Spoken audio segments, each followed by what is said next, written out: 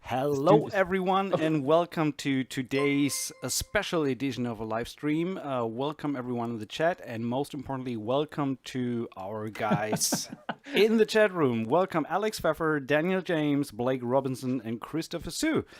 Hello. Before we jump straight in, what I would love to do is just have each and every one of you give a quick information about yourself, who you are, what you do, in case some people don't know you. So, Alex, maybe we'll start with you. Yeah, so hi, I'm the grandfather basically of this group here right now. So no, I'm Alex Pfeffer. My name is Alex Pfeffer. I'm a composer, sound designer from Hamburg. I'm doing this for 15 years now, and I have worked on quite a few video games and, trailer licensed tracks. And I play guitar, and you may have heard of me from a few YouTube videos or a few, games or whatever. And I'm pretty stoked to be here tonight. So thanks for having me. Thanks for being here. Chris, how about you? Yeah, well, if Alex is the grandfather, I'm the baby. So I'm very excited to be here as well. And when I got the invitation, I was like, wow, I'm very honored, and I really appreciate, having the opportunity to chat with you guys. It's very exciting. So I'm a pianist, and I started off as a singer-songwriter a few years ago, and then transitioned to kind of writing orchestral music a couple of years back when I discovered sample libraries. I was like, wow, this is a really cool advancement of technology compared to what we had before. Now with all the virtual instruments and everything we've got, it's just amazing what we can do. So it's just been a lot of fun, and yeah, again, I'm just super excited to be here and looking forward to chatting with everybody. Thanks for being here, much appreciated. Thank you. Mr. James, what you can say? Hi, I'm Daniel James, and I'm an alcoholic. No, wrong meeting. No, yeah, my name's Daniel James. I'm a primarily video game composer, I guess, and I also do some film stuff. I'm neither the baby nor the granddad. I sort of fit nicely tucked in the middle there. I'm not sure what that is. The kid? I'm the kid. No, that would be you. The teenager. I know. I'm the middle-aged uncle of the group. And I do YouTube. I started in 2009, and I've actually been documenting my entire career through YouTube. So literally from like my first projects, pretending like I know what I'm talking about, but explaining my process back in the day, all the way up till now. So you get to see when I fail and when I've succeeded, things like that. But now I stream on Twitch with the lovely Dirk and Alex here, and well, you all stream on Twitch now, right? I've never streamed on Twitch. Nah, too lazy for it. Well, the other streamers here, but yeah, other than that, I'm just happy to be here. So thanks for hosting this. Thanks for taking the time to come around. Appreciate it. And last but not least, we got to take things slowly with him because he just got up. Blake Robinson in Down Under. There we go. Yeah, I'm the token Australian of the group. Thanks for having me. No, look, I'm Blake Robinson. I release my music under the name Blakis, and I mainly find myself in the trailer sort of world, doing custom trailer stuff, particularly for Electronic Arts. I've been lucky enough to do a bunch of Star Wars trailers for them over the last couple of years, and the Rise of Skywalker trailer as well. So yeah, just trailers all over the place. Did though get to do something that wasn't a trailer recently, an Apex Legends short film, which was really fun as well with the Respawn guys. But yeah, good fun. Cool. Thanks so much for being around and for getting up early. But you have a small kid, so you're used to that anyway, right? Yeah, true. And yeah, I might add my 5 cents for that as well, or 2, I don't know. Dirk Ehlert been streaming shortly after Alex and Daniel started with that a few years ago, being on Twitch and YouTube all the time, pretty much. Sometimes more, sometimes less, depending on workload and everything. And appreciate you guys in the chat room, having you all here. Please leave your questions in the comments, depending on the topics we come up and talk about. What you want to know from the guys. I mean, we have everyone in one room. There's rarely a better chance to direct your questions to that awesome roster of YouTube celebrities. So absolutely appreciate you guys. This whole conversation is driven by what you want to hear from us. So appreciate any input there. But to get started, I got a few questions through Facebook and also in a private message. And one of the things that I get asked specifically about being a composer on YouTube or showcasing your workflow is pretty much the question, why do we actually do what we do? And I kind of yesterday thought about that a little bit. Will this go on forever? Because I love this already. That's one question in the chat. I think we have an ETA on this one, but I can tell you right now what that will be. But anyway, question is, why do we do what we do publicly on YouTube? Why do we share how we compose? Why do we do this? So anyone wants to jump on that? I can kick off if you want. I remember why I started. So I started way back in the day, like I said, when we were doing the intro bit. I actually started, it's a funny reason, because I'm sure most of you have experienced this before. You'll write a cue or, you know, an entire soundtrack. And like 2 months later, you'll listen to it and be like, how the fuck did I do that? You'll be like, I can't remember how I did that process, how I did any of this. So what I started doing was doing it as a way to remind myself, as documenting where my brain was at the moment I was, you know, when I was writing that piece. Because to me, I feel like when you're writing music, it's all about what's like where your mindset is, you know. So if you need to write in a specific genre, you know, if you absorb that, just solely that type of music, the subconscious is more likely to call upon it when you're writing. You know, like how we compose is like driving a car. You don't think about it. It just comes from within, you know, you just do it. And so the more you absorb. So what I was doing is I was documenting ways for me to watch myself back and listening to the words and phrases I'm using when I'm explaining things as a almost like a back door to get my mind quickly back into that mindset. So if ever I need to do that thing again, I'm ready to do it because I've got a faster way to get into it rather than just having to sit for a week listening to dubstep or whatever it is you have to do for a client. But yeah, that's why I started. And then eventually people started watching it. And then I was like, oh, okay. You know, like people want to hear what I've got to say about, you know, people would comment like, oh, can you take a look at this, you know, sample library X? So I did. And then people started watching that. And then it sort of morphed from me remembering how to do stuff to me showing people. And the thing I learned very quickly is that you learn yourself very quickly when you have to show other people how to do it. So I just took it on board. I was like, this is just part of my own learning process. It's part of my own building process. I never got into it with the aim of like trying to get followers or do anything like that. It was just literally a way of me building myself. And, you know, it just sort of formed around me. And so I still do it today. Still for my own self, you know, aggrandization. I'm sure that's what people are thinking, but no, my self-growth, you know, my just building myself up in a narcissistic way, but also at the same time sharing that knowledge with other people. And, you know, if I can help, it's always good. You know, like I've had people, and I think most of the people here have as well, I've had people message them where they're like, you know, you've turned my career around, you know, I'm doing so much better every now, you know, since your video. And that feeling does contribute to wanting to do it as well. Obviously the ones where they're like, you suck, go fuck off, you know, like they're not so nice. They're not the ones that make you want to do it. But the ones where they're like, hey, that was pretty good, bruv. You know, like great point okay there. Those on. But yeah, that's why I got into it. Yeah, Blake, how about you? What made you go into Well, it's funny, listening to you talk, Daniel, I'm remembering back to about 8, maybe 9 years ago now when I first started getting into this. It was literally one of your videos was one of the first ones that I saw when I typed it in YouTube. And I think, I can't remember, but it was something like, how to get your spiccato strings to sound like Hans Zimmer. I'm like, dude, there's a whole fucking dude, I remember that. I remember the trick. I think you've taken it off since then, but I'll tell everyone, just layer in some subtle tremolos. Layer in some subtle tremolos underneath it or something like that. I can't remember exactly how you We're going to have to draw a line on accents here, or I'll start doing the Australian. Ain't nobody got but time I for just that. remember that blowing my mind. And I think my profession before becoming a full-time composer about 3 or 4 years ago now was teaching, and I taught little kids, you know, primary school kids, we call it over here, 8 and 9 year olds. And being able to do learning and stuff like that online, you know, like there's so many little tricks with mock-ups and samples and things like that that are just not really talked about. And I learned everything that I know off, no offense, but like crappy little YouTube videos like that. Do you know what I mean? Oi, you know, tell me what you really think, Blake. And so, no offense, bro, no offense. I prefaced it. And that's why, and so it's a bit of a combination of that. The fact that I was able to learn so much is why I started dumping stuff out there as well. And it was kind of almost a little bit second nature to me coming from a teaching background as well. I just wanted to try. I love the transfer of information. So yeah. Yeah.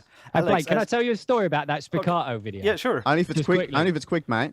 Only if it's quick, mate. No. So I put that video out there, right? You know, it was a VI control thing to show how to sound like Hans Zimmer strings. A few days later, I got an email from Hans Zimmer saying, I think you'll find that's not how it's done. I didn't believe it was Hans Zimmer. So I emailed back, let me tell you why you're incorrect, sir. I sent this long, like, detailed That's email how it started. as to why he was wrong. And then it transpired it was actually Hans. And I was like, That's so funny. Oh my goodness. No, and way, it I is think indeed not how you do them. So, but it is a there is legit that. tip.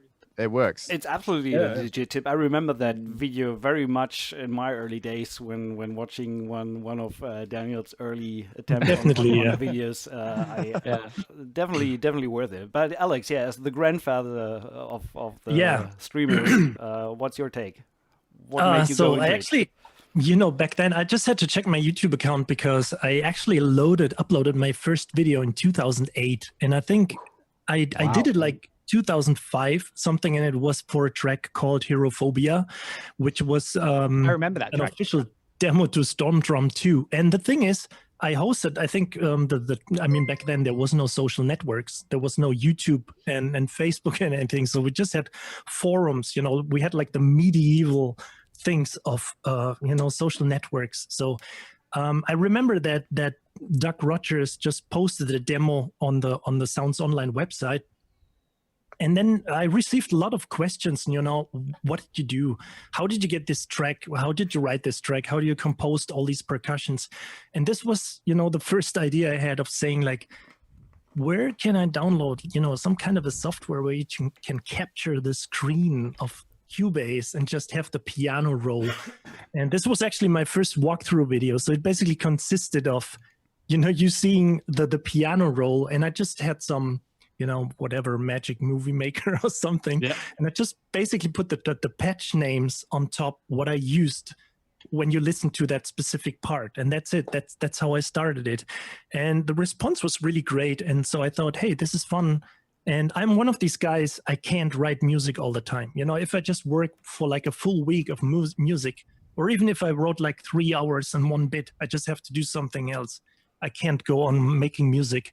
And so this is a welcome, exchange of rebooting your brain or doing something like this. So to do videos, to do the live stream thing, well, it's still talking about music, but it's, it's not composing right in this moment. So, and yeah, I had a little break actually for like through 4 or 5 years, something. And I kind of regret not keeping it consistent, which is my main motto today, like build your channel consistently. But dude, I was devastated when you left. I was genuinely devastated when you went away. Like for real, I used to watch your videos all the time, man. Oh. Yeah, and these times we only can virtual hug anyone. But Chris, what about you? You, as the baby boy, as you That's right. put it yourself, what made you go into it? Yeah, so I guess when, like way back, I guess 2011, so it's not as far back as some of you, but 2011, I started a piano channel, and that I tried to remain consistent on that because I enjoyed, playing and getting videos up on there. But after a while, piano performance wasn't like my favorite thing to do of all time. And then when I discovered songwriting and composing, I actually was much more interested in that type of thing. So then the end of 2018, I think I thought to myself, if I can create a channel about something I'm legitimately passionate about and want to continue doing, then I might have more success with motivating myself to actually creating regular content for that. So then the first thing I wanted to put on there was a piece the first orchestral piece I ever wrote. So that went on there. And then after that, I kind of did a breakdown video for that piece. And ever since the questions have just continued to come in, and I've grown with my audience. I've continued to discover new techniques, learn from all of you guys, and just continue growing up as a person who continues to create stuff. So it's been a lot of fun, and have no plans on stopping soon for sure. I think all of us want to continue making some type of impact in the industry, and it's just a lot of fun along the way. So it's cool. A lot of fun so far.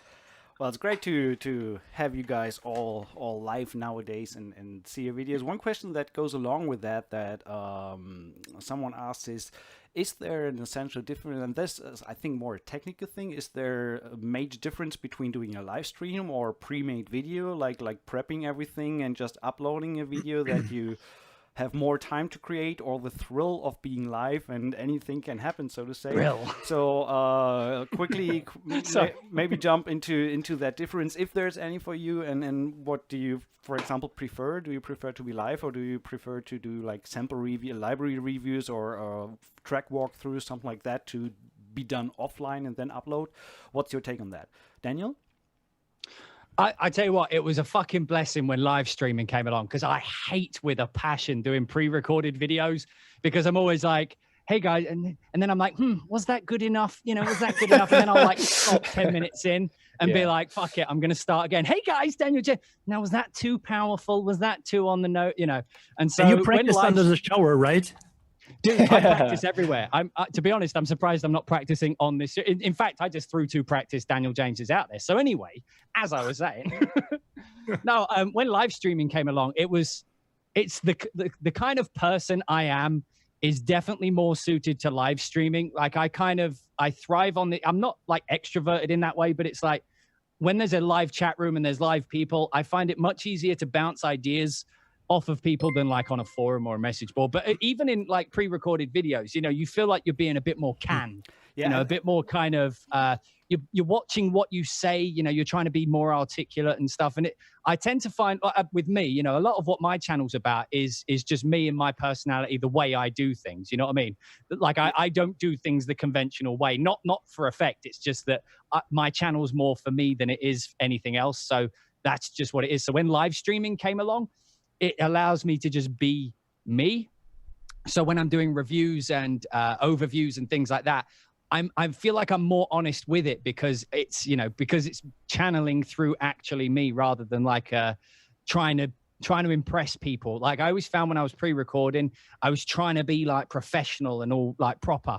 And it's like what I was doing, it's like I'm talking about recordings of someone tapping a glass in their living room. You know what I mean? I don't need to be fucking professional about this. It's like no one really cares. People just care about what it sounds like. So I can instead just be myself. And, live, I feel like the live streaming allows me to express that considerably more than a pre-record. And pre-records as well, worth saying, pre-records also, like if you say something bad in a review, which I have been accused of saying before, if you do a pre-record, people will say that like, oh, or you say something overwhelmingly good, they'll be like, you just edited out the bad bits, or like you're only showing me the good bits, and shit like that. And when you do it live, it's like, dude, it's 8 hours long. Sit down, grab a coffee, go watch it, or shut the fuck up. Like it's that might be another question. I got a question actually. Do the streams need to be this long? Oh shit. But yeah, I mean, you mentioned something that I find pretty interesting. I think one of the major difference between like a pre-recorded video and going live is actually you kind of need a little bit of an extrovert persona to be able to jump in front of a camera and interact with an audience live, no matter if it's on an actual stage with audience in front of you or if it's through a camera with the audience sitting behind the screens. It's still, there is a kind of thrilling element of being alive, and anything can happen. If you throw up, you throw up, Yeah, right. And so if someone asks me what's the difference or what is better, I think that's the main difference, because I think not everyone is suited for going live or doing live streams just because of maybe not as extrovert personality. On the other hand, I think that going live is a great way of building more of an audience than uploading a pre-made video and only have communication through the, for example, through the comments on the video or something like that. So I think that the interactive part of a live stream is more helpful in building a community or building a communication platform for the stuff that you're talking about.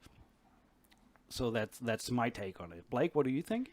Did you ever do pre-made ones? I've neglected my few followers for a couple of years now, so apologies to any of you out there. So, but I love the live stream, the interaction side of it's the main reason why I chose to go live. I did a couple of things, really long live ones, you know, just raw. I think they appeal to different people as well. I mean, people who, you know, the pre-made short punchy videos are helpful for people just out there trying to get, you know, specific facts and information and all that. But yeah, the lives are a bit more fun for people who want to actually, you know, have a bit of a journey with you and a bit of fun. So yeah. I suppose if we're being honest with it as well, like no one wants to say it, but there's a degree of wanting a little bit of fame out of it as well, isn't there, boys? Like we're not doing this for no one to watch it, are we? Like those views do matter to a degree. I don't know why. Maybe we've all become addicted to the endorphins of getting likes and views. Does anyone else feel that sometimes? Well, I just think the nature of being a content creator.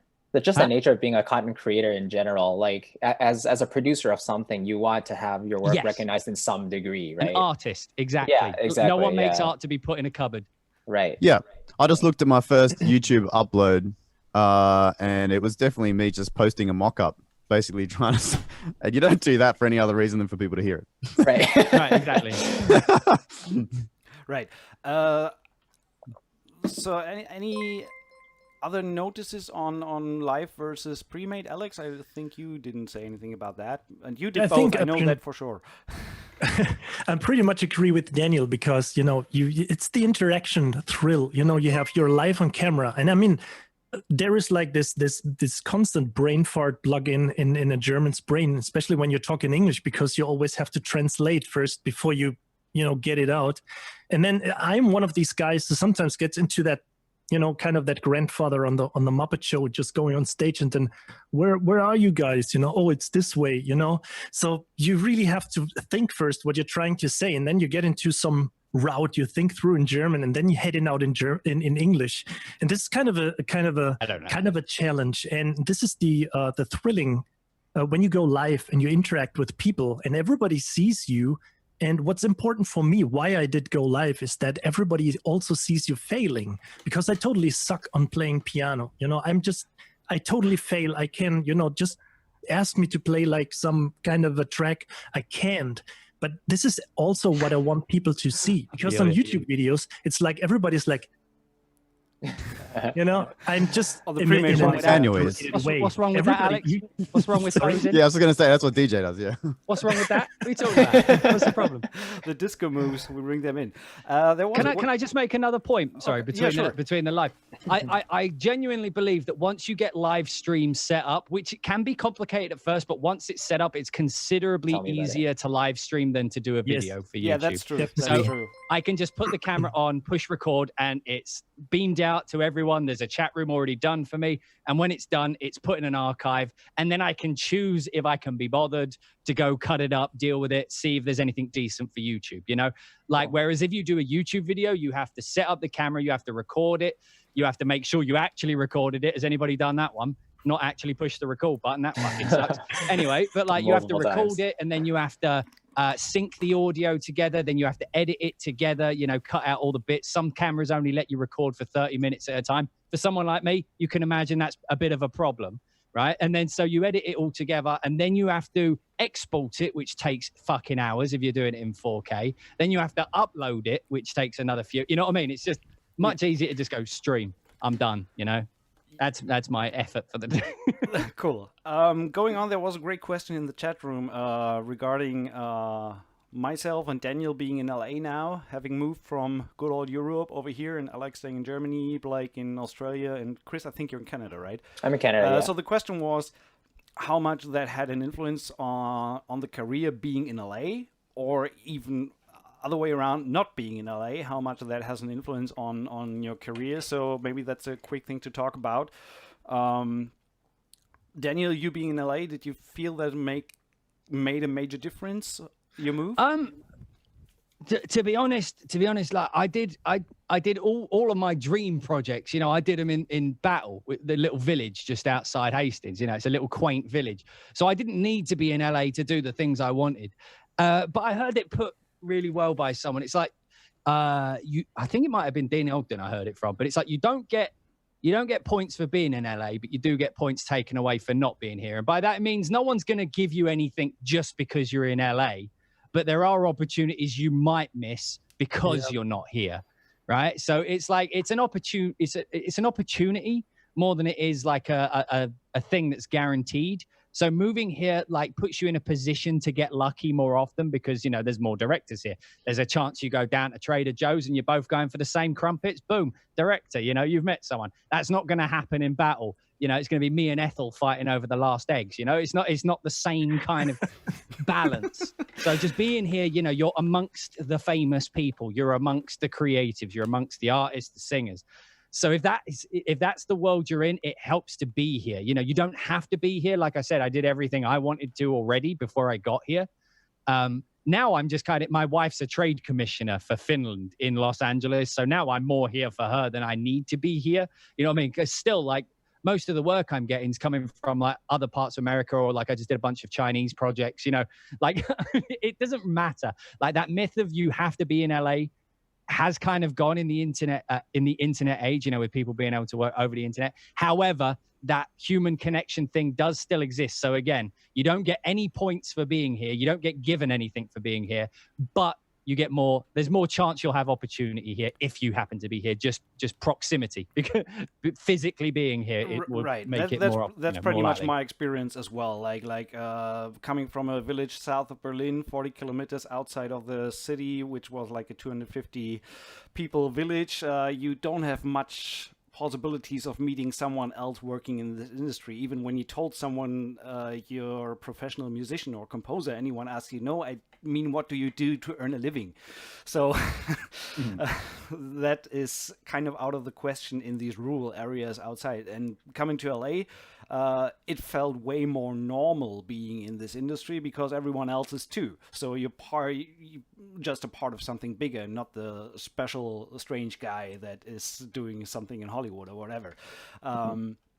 But yeah, in today's age of being interconnected globally,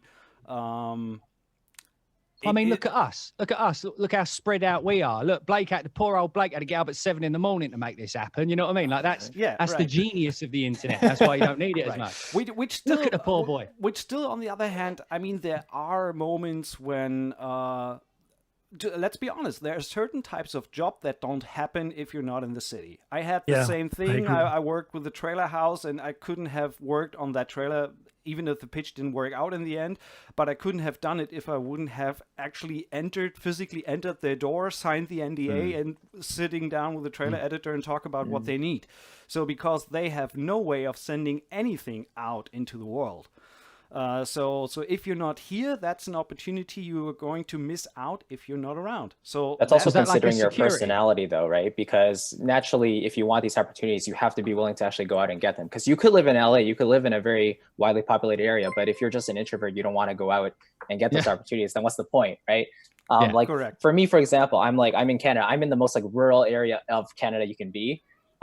So I basically had no choice but to go online, and 100% of my opportunities came because of my YouTube channel, and I'm very thankful for that. So it gives me more of a motivation to stay connected and go on Facebook, go on all these outlets that actually keep you connected with different people, because you're not going to get that around where I'm living. So it's it's also helped me socially as well, you know, being exposed to just more people and doing streams like this. It's just very helpful to, you know, be in the presence of other people and build yourself up that way too. Yeah, right. Alex, what do you think? Does it hinder you being in good old Germany instead of in the center of it all? Well, it was, you know, I had this experience when I was in Los Angeles 2012 for the incredible Two Steps from Hell concert in the Disney Hall. Sorry. And I, you know, visited a few people, let's so to say, and I experienced this situation that I met some guy who I worked with, who is also part of a famous heavy metal band. So, and I was visiting in his house, and then he said, hey, we have the chance to work together on a movie. And, you know, when I got back and we had a few Skype sessions, and then suddenly he said, you know, unfortunately, you can't work on this because the producer wanted both of the composers to be in LA. And this was one of these points where I thought, you know, shit, it would have been cool to be over there, to live over there. But then again, I had this experience that I worked with another Hollywood composer on it was just a small movie. But it was a Hollywood movie, but just did some additional arrangements for that.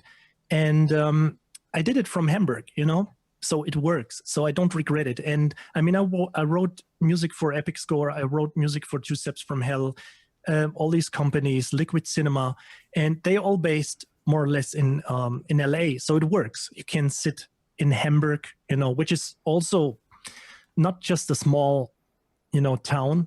It's a really great city. I don't want to live anywhere else. This was also one big factor that I realized I can get this work, I get this work done from Hamburg, and I can live in one of the most beautiful cities on the entire planet. Even if it's not true, I think, but so you don't need to be in Los Angeles, definitely not. Yeah, I always used to say, as long as I have a laptop and an internet connection, I can pretty much work from anywhere. So yeah, that's it. Yeah. Yeah.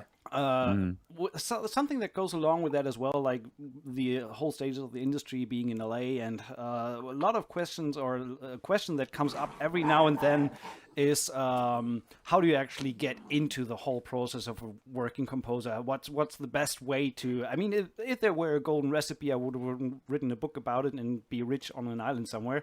So obviously we know that there is no golden recipe, but since we have that panel of being on YouTube and bringing your own brand out there, and I consider my YouTube channel or the live streams and everything is also a type of branding and brand identity and getting your own ability out there. I mean, how many of you guys created jobs through your YouTube channel? I definitely did. So I know for sure that 2 of my biggest projects came through my YouTube streams.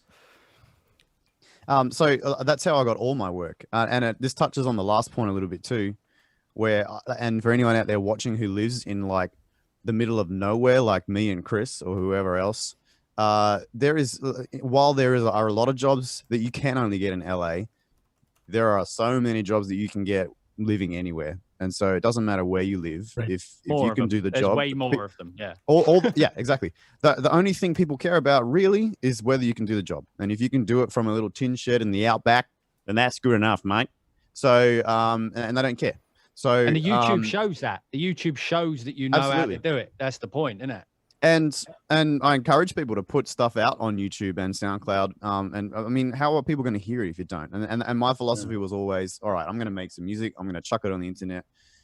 If it's good enough, people will probably come to me for work. I guess I've been a bit lucky. All my opportunities came from messages on SoundCloud in the beginning from publishers, and then same on YouTube, which then led to people contacting my website for further work, and then you build relationships, and then most of my work now comes from my relationships with people at Electronic Arts and all these other places as well. But I still get new opportunities just from the stuff that's hanging around on SoundCloud that I uploaded 5 years ago. It's worth mentioning. Oh, sorry.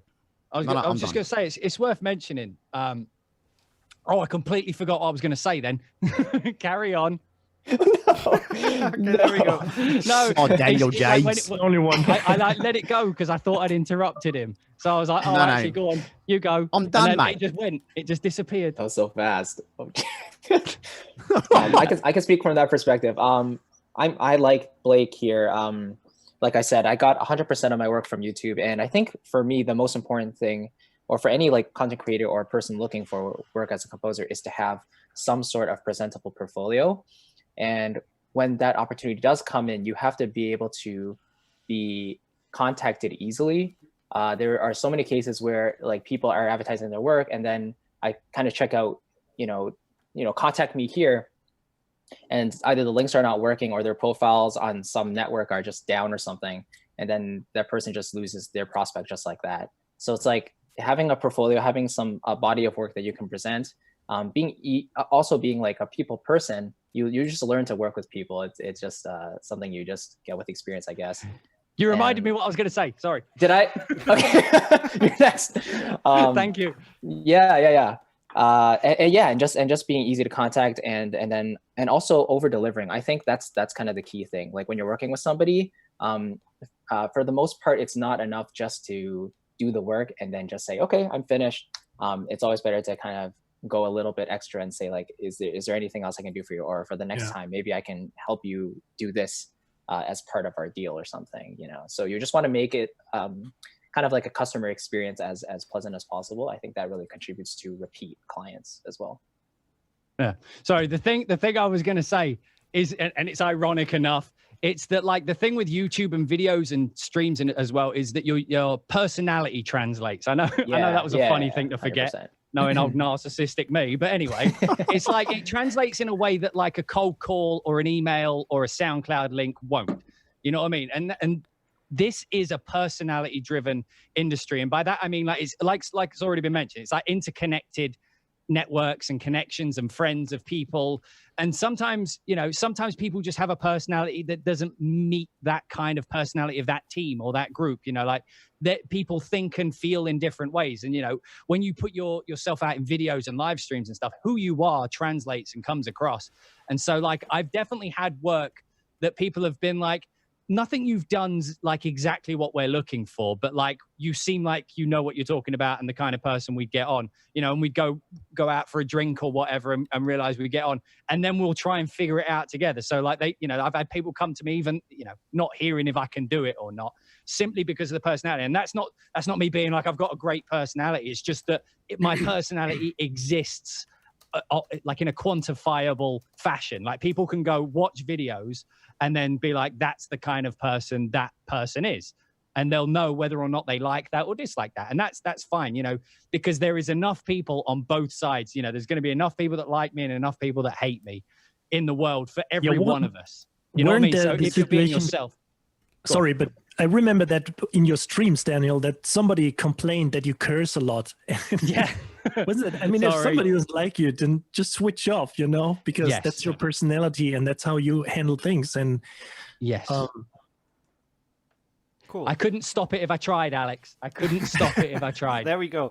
By the way, I forgot the parental advisory in the beginning of the stream. Oh, frick. But anyway, I have to look. There was a great question that I really liked that I think Halvala asked that. I love the idea. What is the one piece of advice that you would give yourself from 5 or 10 years ago? Can I answer that? Yeah, sure. Because it also relates to the question before. I think my entire career is based, I mean, back then, as I said before, we didn't have Facebook and social networks in general. So it was like forums. But my entire career, actually anything I do, may it be working for Dynamedion, for Germany's biggest music video game, you know, music company, and or getting into the trailer industry and everything, there was just my entire career is based just on being around on forums, being around on social networks. This is how everything started. So if I would go back to myself and saying, what would you change? I would say, first of all, nothing except one fact: to build content consistently, regularly. This is the best thing you can do. And this is, I don't mean this in a negative way, like pointing to everyone watching this. This is why 90% of you will fail, because you're not building content consistently, regularly, you know? Ouch. You're going to fail, fuckers. I think the message, Quit I think now. they know how they... 90% of you are going to fail. Sorry, no, I didn't mean to break your flow. That just cracked me up. Sorry. No, yeah, I mean, just I mean, the people who know me know probably how I mean this, but you know, I'm just saying this kind of a motivational message that 90% will fail, because then they would feel motivated to stay in that wheel and producing content. And at least this is how I get, you know, if somebody like really kicks my ass, this is where I start working. When somebody puts something negative on me, this is where I fire up and just go and make it better. You know, this is the stuff that drives me. Not necessarily insulting, but, you know, just kicking me. And so I would just go for building this content consistently. And as you can see, you know, with all of you guys, with all of you brilliant guys in this round, you just more or less did it regularly. I mean, I know, Christopher, you did like a challenge recently where you did put out a video. I did a video a day for I think it was March. Yeah. Yeah, it was a lot of fun. How did that go? It went very well, actually. I think my traffic actually tripled or something. It was actually, yeah, it was very productive. And it was a lot of fun because I think ever since I started uploading since 2018, I've been able to put out at least one video per week. So it was another boost to just keep on going. Yeah, but by the way, someone just mentioned that I shall not forget to tell my opinion on things. Yes, I'm please. saying I'm just the moderator. I don't have any opinion No, on no, anything. No, Don't take control. I'm just hosting this whole thing. No, but what I wanted to say regarding the YouTube stuff, what made you? I didn't answer what made me go into it. First of all, it was Alex and Daniel watching their videos. But the main thing for me was when I started doing videos, it was indeed a sense of like giving a little bit back, because I wanted to do the stuff that I was looking for and didn't find. So that was one of the things. So when I started out, a lot of that stuff was just non-existent, or at least I didn't know what to look for. And over the years, I got a lot of questions. How can you share secrets or anything like that, which I don't really care at all about, because obviously I just want to state that from the get-go, if you do a complete track walkthrough with the decisions, what sample libraries you use and what EQ settings you do, of course someone out there could completely copycat that and get that same track done. But that's it. They do. What happens on the next stage? So the next track that I write has nothing to do with whatever anyone can copy. You cannot give away your own creativity. And if I help someone along the way with giving away these, I don't see them as secrets, but giving away these workflows or tips. Techniques. Receipts. So that's a way of saying it. And if I give away, then help someone building their own voice and their own career out of it, I actually rather feel grateful than being threatened by the fact that I might educate another composer that can take my job or whatever.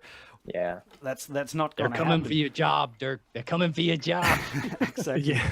And so I just want to say one of the reasons to get into this was the sense of giving back to I love educating as well. Like Blake said, it's something that I just enjoy.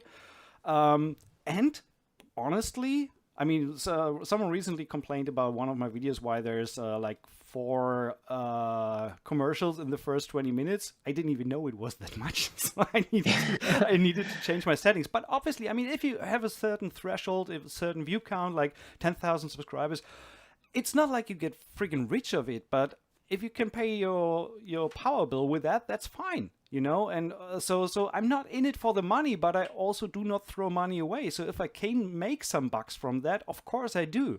That's, in my opinion, that's totally fine. Because it's still, I hate to say it like that, but it's still a lot of work that we put into that. And it's not only like, here, go have it all.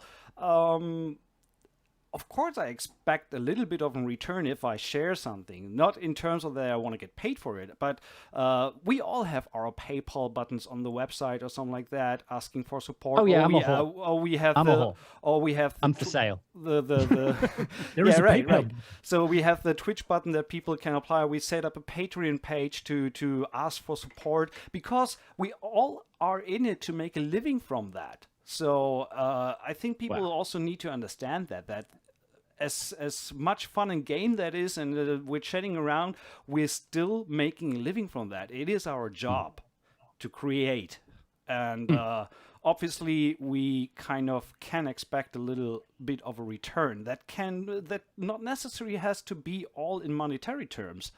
It can also be the recognition. I mean, we mentioned that in the beginning. Every like that comes in, you do it for the adrenaline that you have when you put up a video, when you have interaction with the audience, and you get a like. And someone just asked, what was the meanest comment you ever got on your video? What made you think? What made you put together these words? I think that's the other side of things. I mean, in this day and age, we have to do with trolls and all these guys that are just envious of what you do. I thought you meant Folman for a second. Then I was like, what? Not trolls. Troll. No. Did I pronounce that wrong? Is it trolls? I was like, what? No. No. Sorry, it's just that's where my brain went. I was like, Folman? Same here, yeah. No, we're not talking about trolls. Sorry, no, trolls. carry on. Talking about internet trolls. sorry. So I mean, that's the other Proceed. side of things. If you put yourself out there, you make yourself you build a platform for anyone, be it positive or negative, so both can happen. I mean, maybe jump on that. What do you guys think? What was the worst experience you had with a comment on one of your videos or something like that? What made you cringe? There's been too many. Man, I've been shat on so often from so many directions from so many people. By this point, they all just kind of blur into this big, You just build a great resistance. shit. Yeah. It's just a wall of shit. I don't pay credence to it anymore. I heard a phrase, and I can't remember who said it, but I live by it now. It's don't take to heart criticism from someone you wouldn't turn to for advice. Ooh. And so if someone's going to criticize you, if you wouldn't turn to them for advice in the first place, why does it fucking matter if they tell you to go suck a dick because you don't like Spitfire? You know, it's like, what is life? What is the point of leaving a message like that? But anyway, you just can't let it get to you. You just got to kind of move on with it, you know? I honestly, right now, can't remember any of the negative ones because I don't care about them anymore. I genuinely do not care. Like, if someone just is intentionally doing that, I just block it. Like, there's, like, people say freedom of speech. It's like, I don't care. It's like, they're contributing nothing positive. You know, why are they here in the first place? It's something different when it's constructive, right? Yeah. Yeah. If they're saying that like this is bad because this, and this, and you could improve. I mean, obviously not being a cunt about it, but like, you know, coming and just saying it nicely or whatever. Right. Absolutely fine. But if someone comes in and goes, "You suck," it's like, and goodbye. Yeah, I love what Tom Hawk just said in the chat. He said like something, once you're at the point that you get negative comments on your videos, you do something right because you have something worth mentioning. So, oh, that's a Churchill quote, isn't it? It's like, you've got enemies, good. It means you've stood up for something in your life. yeah, right. I have I've run across whole forum posts of like 5, 6, 7, 8, 9, 10 pages of people bashing my music on the Star Wars trailers. Sorry, I was having a bad day. But I love it. I actually love it. It doesn't bother me at all. I read it and got some popcorn, and it was, you know what I mean? Like, people will always criticize you, no matter what you do. And what DJ said is true. You got to choose who you listen to, and whether you value what they say or not. And I actually understood the position where a lot of people were coming from. You know, like what I do with the Star Wars music in the trailers is a bit sacrilege to the traditional John Williams thing. Do you know what I mean? I'm actually simplifying it. I'm stripping it of all the John Williams and I'm making it a pop track, basically. Do you know what I mean? I know I'm doing that, but it's what the people want. It's what my clients want. And so yeah, I think you've got to have a thick skin with that kind of thing. And I think people who are triggered easily by trolls might want to refocus their energies on actually getting better at their music. Cool. That's definitely. I think one thing you have to convert it into that. Most of the time when somebody's criticizing you in a negative way or just insulting you, not criticizing but insulting you, it's most of the time that or let me put it different. Sometimes I get into a conversation with these guys and then you realize that they had a bad day, you know, like literally I had a bad day. So it's like they had a problem. Something was happening during the day. They woke up and stepped into dog shit or whatever. And this automatically shaped their day. And then they stumble upon an email from me and saying, no, I'm sorry, I don't have time. So or some YouTube comment when they just, or like Blake said, you know, they were, you know, bashing his music. These are probably people who are either, how do you say, envious by not having the opportunity on writing music for a Star Wars trailer. I mean, Star Wars, yeah. It's but freaking that's huge. the thing. You can track. You can track how. Oh, I was gonna say you could track like how like the progression of your career and how well you're doing by how much people objectify you when they talk about you on forums and stuff. Like, so I noticed when I got, you know, removed from a certain forum, like people stop talking about you like a human being. They talk about you like an object. And I've noticed that I get that in my YouTube comments. I get that in Twitter now. Oh, You know what I mean? So you put something up and then people don't talk about you as though you're even there. You know what I mean? It's like, I disagree with this thing, or I disagree with that thing. Or this guy, you know, he sucks because of this. And it's like, it's completely irrelevant to what you're talking about. But you can usually tell, like, if you're doing right by the less humanized you are when people talk about you. If they talk about you more of like a thing, then you're doing good. Then they consider you a legitimate thing. Like, and that's they the thing. If they misusing talk about you. you as a, yeah, that's what I'm saying. If you get beyond the point of them talking about you as a person, you are important enough in their life that they have objectified you to a thing that they discuss, you know, like compensate their own personal problems, probably. Yeah, you are a topic in their mind. Yeah. You know, like, you're not even a human anymore. You are an agenda. You are a thing. Cool. Chris, any negative experience on your end so far? Yeah, well, my channel is small enough that I can actually go onto my comments page and literally hide user from channel that get too extreme. So I've had a few instances of those for sure. And it's just like for myself, mental health, like I'm not at the point where I can just block it out and move on just yet. It's like I'm just naturally, I think, a sensitive person. So it does get to you sometimes, of course. But I mean, you're Canadian, so anyone can. There you go. See, that's the explanation. There's the reason. You rather apologize for having a video up there that offended someone. I'm sorry. That's how it works. Yeah, the comments are like, Chris, you suck, and you're like, I'm sorry. Sorry. Sorry for putting my video up in the funny. I'm so sorry. I'm so sorry. Okay, there was I think we are moving on a little bit more to the tech side of things, of not necessarily YouTube related, but being composer related. So a lot of questions, and I got that before the stream as well, and two guys asked that now as well. Pretty much the approach, template versus no template when creating new music. What do you think is if there is any better approach, or why do you choose to work with a template or to choose not to work with a template? Maybe you start with Chris on this one. Oh, sure. Wait, how many of you actually use templates? Well, raise your hand. Guilty.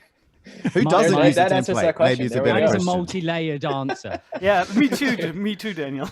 Yeah. Well, because when I look at your streams, Daniel, I'm confused because it looks kind of like a template, but then it's kind of not a template as well. Looks like a template, I'm intrigued about what your thoughts on this. Well, what is it's context. I look at your stream and what is this? It looks like a template, but it ain't a template. No. Okay, so I used a template for my orchestra because I nerd out on the orchestra heaps. Like I've literally spent years just tweaking the imaging and the reverb and the EQs on my orchestra, and I update it all the time. And so my orchestra is a thing, right? It's its own thing. And so I very much have a specific template for that. And then everything else is kind of fair game for me. So I kind of just every other project that needs, different synths and different other sound design and stuff like that. There's no way for me to really template that effectively. Yeah. I'm interested on your thoughts on this, everyone else, especially you, Daniel. But yeah, so my template's empty, right? So it looks like a template. See, I agree. Is that a template?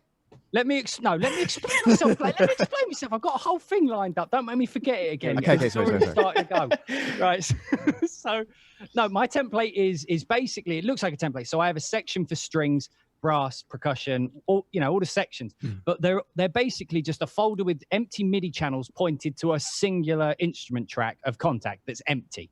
Right. And the reason I do that is when I get into a project, I don't want to just rely on what I've already loaded up, because I know that given the opportunity, humans are lazy creatures. So if I load up instruments, I'm going to use the instruments I've loaded. So with nothing loaded, I have to use my brain. I have to think, OK, what do I actually want it to do? What do I want it to sound like? Because I'm going to have to load a string anyway. Might as well load one that's perfect for what I'm doing. Right. So I do that, and and that's how I fill up that empty template. But then if I'm going, like if I'm in a project or something, if I'm doing like a movie or a video game, like on Maneater that I just finished, like the first day or first week, I spent making like the tracks which define it. And then I saved those as templates. So I was like, it's almost like that kind of like the suite concept, like writing ideas and then using the thing. So I have my empty template. I think about the project, I load the best things for it, and then I save that as the project template, and then I'll use that for the project rather than just using like a set orchestral template for the for everything. So like I don't have a template loaded all the time, but I basically create one every time. Yeah. So actually, someone just wrote here. It's almost like, so someone just wrote, is that a template or a shell? I like that. Yours is more like a shell. Hey, like you constructed a shell that you then. I like that word. Yeah, it's a prepped empty template ready to go. Yeah, on my end, so I was working for years with my big template with like pretty much 2,000 MIDI tracks all onto slave machines and everything, which allowed me, because I knew it, or I know it inside out, I can write very fast with it. So when I know I have a bunch of production music tracks to do like tension tracks or whatever, where I need my brass, my strings, and all that good stuff, I can fire it up and I can write 3 cues in a day. That's no issue there. So, and I don't think about loading sounds or what sounds I need. I just click the corresponding channels and just keep on writing. And it's all pre-mixed, all done. So I pretty much just export afterwards. I'm done. So that's for the fast approach. Recently, I came to find that, so I'm a Cubase. By the way, just on a side note, what we guys at? I think most of us are Cubase. So you're Logic, Chris, right? I'm Logic, yeah. Blake Cubase, Dan Cubase. I'm a newly converted GarageBand user. But yeah, I recently realized that the downside of having that huge blown up template is that Cubase can get a little bit laggy overall in terms of performance. Not Cubase necessarily, but rather my system, although I'm actually on the latest i9 processor. Need to get yourself a better computer there, Dirk. Can't be mine's going fine, Dirk. for your computer problems. Bit rude. Can't blame it on Cubase. And so, but one of the main reasons why I switched, and actually, Daniel, you kind of pushed me into that realm, so I had that shell approach now as well. Wait, what? I didn't push him. I didn't touch him. What did I do? Especially in these days, no physical contact. Okay. But yeah, I love the idea of having these shells, and I just took it a little bit further for my approach of having everything pre-routed and having all the group settings done.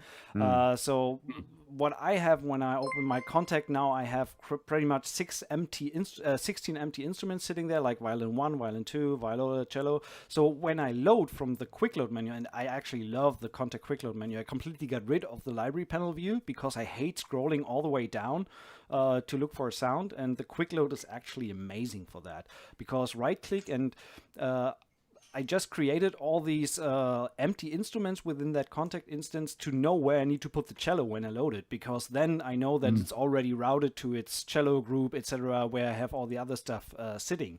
And this actually forced me to, like you mentioned, Daniel, when starting on a track, not relying on all the sounds that are preloaded and kind of running into the danger of sounding the same every time. You write something, but rather think about before loading a sound, okay, do I want to go with cinematic studio strings? Do I actually want to have some Spitfire sounds there? Do I want to go with whatever string library I have at hand? And rather... Can I give you a tip, Doug? Can I give you a quick tip? Yeah, so you know how you use the quick load? What? Yeah, let me give you a Spitfire tip. No, the quick load thing. You know how you said you close the library tab? Like I do the similar thing to you. Like I have them in the quick load, for when I know that I need them. But what I like to do is I like to just move around in that library tab, libraries that I haven't used for ages, and I'll just put them at the top.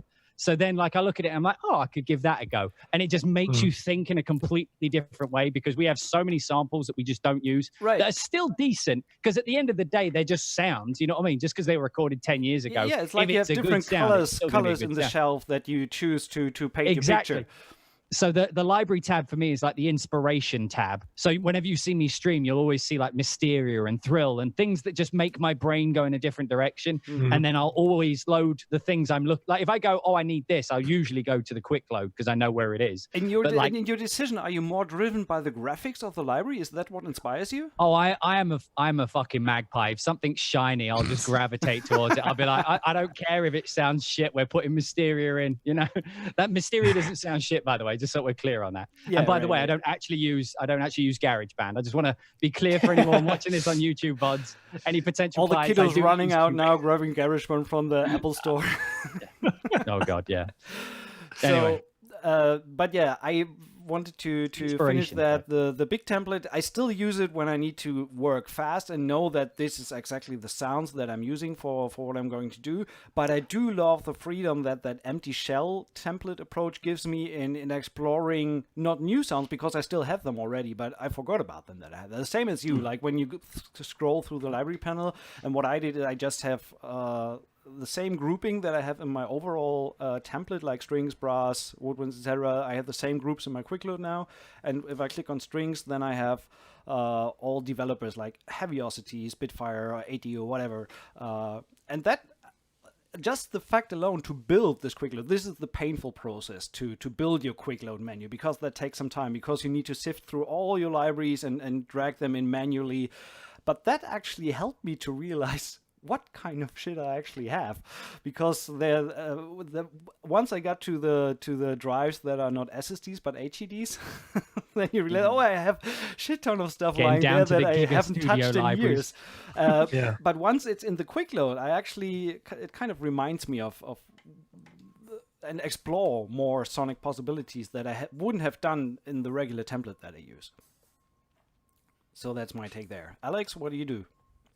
Well, to be honest, I transitioned to the shell or shelf approach too, in a way, because to be honest, I have to say that I got really frustrated with Cubase recently. I mean, I'm a Cubase user and I'm a Studio One user, and it's always like, I hate you, and I run to the other one. Sorry, guys, I just read a comment that I loved. Contact should have an inbuilt feature. You haven't used Symphonia in 490 days. That's a good idea. That is actually a great idea. You haven't used this. Awesome. Well, it's some libraries deserve not to be used for that long, but anyway. Some very expensive ones. What? Who's so talking? you use shells too now, Alex? Yeah. So Kristen, what about you? Just say, and I just got kind of frustrated with Cubase because I already spent like a few days building like a big template with not really that much. I was still building it. And then suddenly I started, hey, you don't need to worry about that sloppy behavior. The more tracks you have in there by deactivating them. So you would just have like maybe 4 or 5 tracks going and the rest is deactivated. So technically you could have an entire template of like, like just making up something like 1,000 or 2,000 tracks. And they would be all deactivated sitting there except the basic stuff. So basically you could load in everything you want or everything you need. However, recently something happened and every time I reactivate a track, it starts up as a solo defeated track. Means like when you solo another track or you mute or when you solo another track, this track always stays on solo defeat. So what do? You go in there, left click, shift alt, and you have to solo defeat it, unarm it. And I can't find what's the problem. It's somehow baked in. That doesn't do that for me. Huh? That doesn't happen to me. That's weird. Yeah, it's probably because it's me, because I feel sometimes it's like all these things happen to me all the time, and it's crazy. And I would really love to go over to Studio One, because the approach of building or working with Studio One is absolutely awesome, because you have that sidebar and you can just save presets, my awesome legato strings, and you just drag them over. You need a reverb, you just drag them over from the sidebar. So it's like you're sitting, like you're dragging stuff in, you just mix it, like cooking. You just put it all on the plate. And I love that pattern sequencer. Yeah, it's really awesome. But then they have a problem or an issue with negative delay. And when you work with important libraries like Nucleus or performance samples, the flute shorts and all this stuff, you need like at least minus 100 milliseconds of a negative delay. Otherwise, the legato isn't right or the spiccato transitions, And so I once arranged a track for an upcoming game, but I was totally unhappy because that was basically the reason why I switched back to Cubase. And now recently Cubase introduced this funny bug. I mean, hopefully they fix it, but this was one of the reasons spending like 10 years with templates and doing videos, template talk and talking about how to set up stuff, that I changed back to that. So fuck it, just load empty instances and route them all and just drag in what you need. Yeah, but that's also another thing. I mean, working overall with templates, I mean, I think there's no denying that whatever type of template helps speed up the workflow, because you don't create everything from scratch and repeat all the steps when creating a new track. But also, on the other hand, once you get into the rebel hole, you have to remind yourself that this is a never-ending, ongoing journey to find. And once you grow in your approach, when you acquire new libraries, how many of you guys have bought a library twice in your time? I did. Yeah, once. I certainly did. I bought a library a second time because I didn't realize I had it already. I forgot I had it too. Yeah. So and it's an ongoing approach, and it ever changes. And we had these deactivate templates. Then we had VE Pro, and everything has. I think I'm meanwhile at a point in my composer life where I have just several templates for several purposes. And it's like Daniel mentioned at the beginning, you have different colors in the shelf, and depending on what you want to paint, you know what colors you need to choose. And in the end, it all comes down to helping you get the work done ASAP. Yeah, absolutely. Yeah, I think for me personally, and I'm sorry to say this, but I don't think I ever, rarely use a template. I know. I love how much you preface that, by the way, like you'd shot someone. Now, you're all going to hate this. I'm so sorry. Yeah. Sorry, carry on. But yeah, I personally see like the process of choosing track by track almost like, like you've all been talking about, starting from scratch, completely from scratch, and then saying like, okay, the tone of this piece is going to be like this. So what kind of instrument do I want here? And if it's a string library, what string library is that going to be? Because then you have to know the ins and outs of your samples and how they all sound together. So it's like it's actually a fun process going through, and it usually doesn't take too long. I mean, my computer actually takes a while to load the samples themselves. But the only time I'll really ever use a template is if I'm writing in a genre that specifically only uses certain instruments. Like if it's jazz band ensemble, then that's like I'm definitely using this specific library for those 16 instruments or something like that, But other than that, I really love working from scratch. Yeah, in my template, I used to do this thing, and like what I would do is I would just drag, like if I was going for unique or I was trying to be like artsy fartsy or wanky or whatever, I would just like drag in a sample without auditioning it. I drag in like 5 or 6 samples, and then just my job was to make it work, Yeah. Like that was always a fun thing. Like you wouldn't do that so much with like a full template, It's just like It'd be too chaotic to do that. But like sometimes I'll just crack open Ableton Live, which I still use, by the way. So like talking about templates and stuff, my template in Ableton is exactly the same as my template in Cubase in the way it's structured. But like if I'm doing EDM or like, again, if I want to do something really sound designy, I can just jump into Ableton Live and work the exact same way. I just wish that Ableton would let me change the key commands so that I can trigger the stop go with does anybody else use that? The keypad for like 0 is stop, 1 is back to marker 1, and enter is go. And has anybody else here sent a message to someone like on Slack or something that just says 010101? Definitely Discord all the time. 1111111 enter, and you're like, what? Why is the music still playing? And you look over and someone's like, what the fuck are you talking about? And it's just like 0101 GH GGGGGHHH. Sorry. It happened to an audio director, and he was like, what is going on? It's like 1111. Yeah, 1111 every time.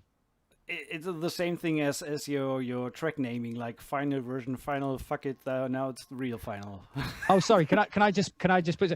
Can we please all scorn whoever decided that F1 on the keyboard should load up the internet and then go to the manual of Cubase? Whoever decided that should be taken out the back and beaten with a shoe. Definitely. The amount of times I'm like, right, okay, I'm just going to push number 1 on the keyboard. Oh, no, apparently I'm going to Chrome. Am I? Right, okay, I'm going to browse the internet for 10 minutes. It doesn't work with my porn addiction. Like, once it's open, you've got, like, you've got time. There you go. What? Anyway, move on, Dirk. Quickly, on a on. side note, Dirk. On a side note, I just want to mention, I just checked the numbers. With Twitch and YouTube combined, we're close to 300 viewers. So thank you all for tuning in. This is amazing. Awesome. I actually love that. And I will, when I've made a huge mistake. when that goes up online afterwards, depending on if we don't fuck it up, I We will probably post will. the links to all your guys' channels so the people can definitely follow along and get notification cool. with the bell and everything when you go live and have all these thingies going on. That's cool. Talking about libraries and buying libraries twice and stuff like that and templates, one question was, I found that pretty interesting, maybe a quick answer from each one of you. If you could only work with a free library or with some free stuff, what would you get? Ooh, I like this question. Can I be wanky and say I'd make them myself? Yes, you can.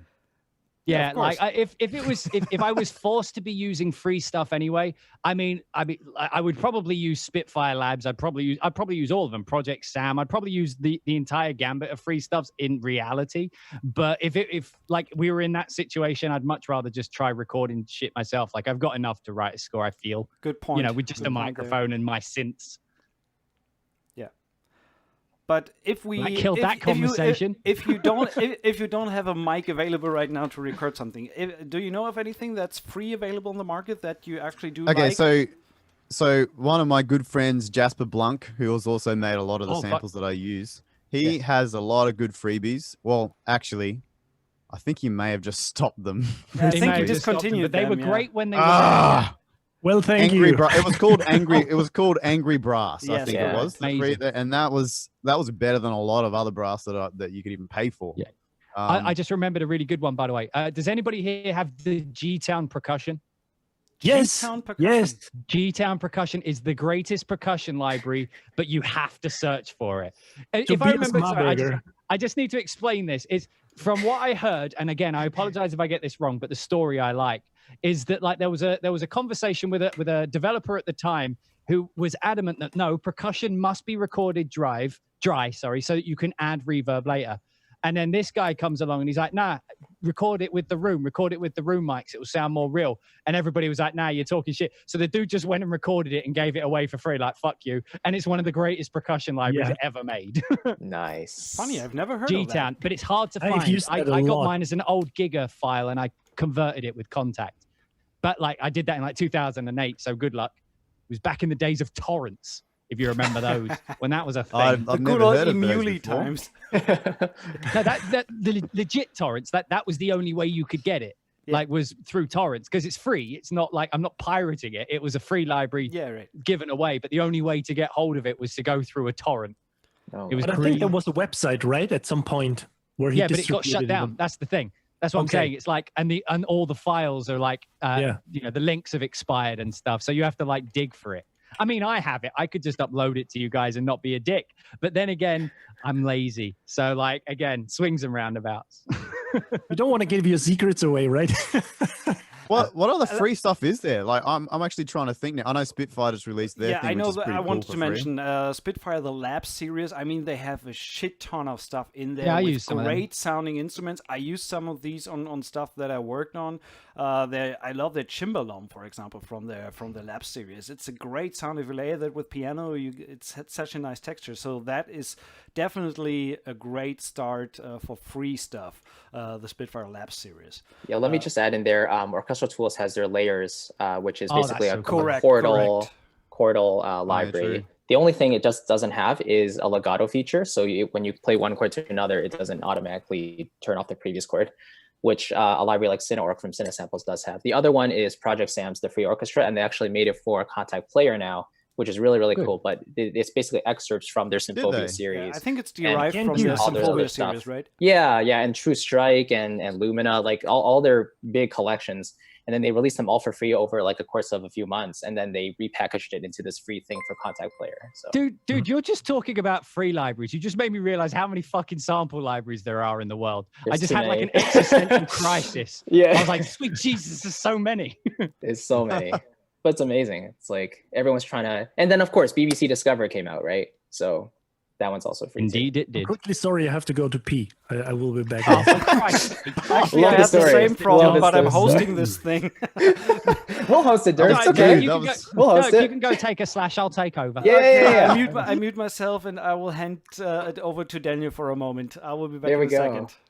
Okay. That's So guys, risky what's as. the industry? What's the intimate. industry like over in Australia? Like we didn't Yes. hear Mate, about that. it's pretty slow over here, eh?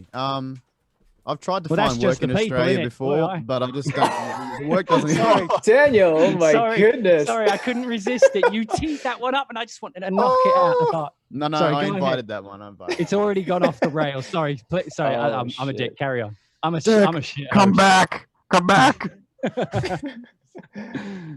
Nah, dude. So one of your videos that you did you the How to Train Your Dragon video? You uploaded that, right? Like I I watched don't that think on I did. YouTube. I think I just chucked that on SoundCloud. On SoundCloud. I- That was one of the greatest recreations. And I've found that about most YouTube in general, is a lot of the videos are like covers and mock-ups and, you know, interpretations of things. And it's so cool for me. The thing that I learn most, you know, because obviously my skill, like I'm over the skill bar, most of us are. But the thing I like to watch is when someone's interpreting a piece of music in their own kind of style. I like to see that because I get to see like a different through line of that piece of music that I didn't see before. Like I'm getting a look into how that person's heard the music, you know, the emotion that they took away from it. And sometimes it doesn't line up with mine. So I always find that the most interesting to like look at. Did you guys find that particularly with like when you hear like, you know, the new YouTube composer scene? Do you tend to find that like it's interesting hearing their voice? What?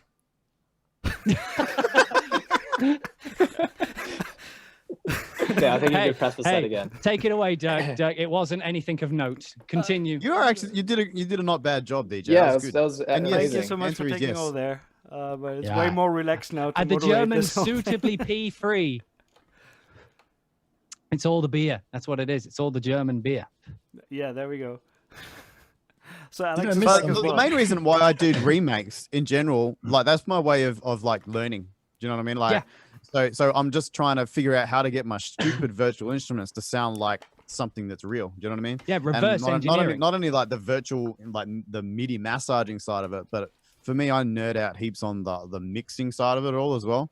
Right. So trying to just force things to sound real is doing mock-ups. Did you see that? And by the tweet I way, put- oh, go on. no, the other really good thing about doing mock-ups of existing pieces is you absorb the orchestration and all the techniques that the composer used to make it, and you end up, you know, translating it into your own work, and it's just a cool way of learning. It works. Yeah, because you're critically analyzing even like those little features, Yeah. those little things. that you're don't literally think of. having to be every person in the orchestra or whatever, Exactly, and yeah. so it's cool. That's get to by the experience way, that's another. I was talking to Alex when we were testing the environment this morning. Zoom is working, everything. We were talking about that. I thought you guys just went and had a chat then. Yeah. So I really like that, and this goes along with the job we are doing. I mean, as Alex mentioned, he's a guitarist. I play decently keys and can find my way around, and you're a cellist, Blake, as we all know. One tip that I can give when people ask how do you achieve realism in the instruments is, even if you don't learn to play violin, but just fucking grab the instrument at some point in your life and have it in your hand and get an understanding of how... My cursing's rubbed off on Dirk. just grab it in your hand and see how it feels, even if you don't get a decent tone out of it, but at least you write differently once you had your hands on an actual physical instrument and or try to blow a trumpet. Suddenly you start to realize that it may be a good idea to have breathing pauses in between the lines and something like that to just make it a little bit more realistic. So what I want to say is get out of your comfort zone, even if you try to get in touch with a music school in your area or with a university or anything that has instruments available, or go to orchestra settings, something like that, and try to get a deeper understanding of what that instrument sounds totally like in real life.